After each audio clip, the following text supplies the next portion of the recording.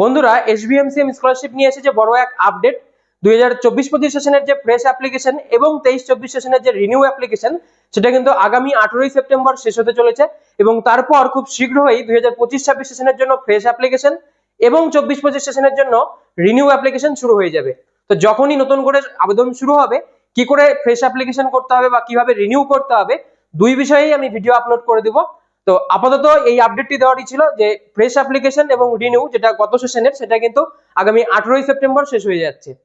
তোমরা যদি এখন এসবিএমসিএম স্কলারশিপের ওয়েবসাইটে যাও, তাহলে এই ধরনের একটা অ্যালার্ট দেখতে পাবে, যেখানে এই প্রথমেই বলা রয়েছে এই বিষয়টা যে 2024-25 সেশনের জন্য ফ্রেশ অ্যাপ্লিকেশন এবং 23-24 সেশনের জন্য রিনিউয়াল অ্যাপ্লিকেশনটা 18ই সেপ্টেম্বর শেষ হয়ে যাচ্ছে।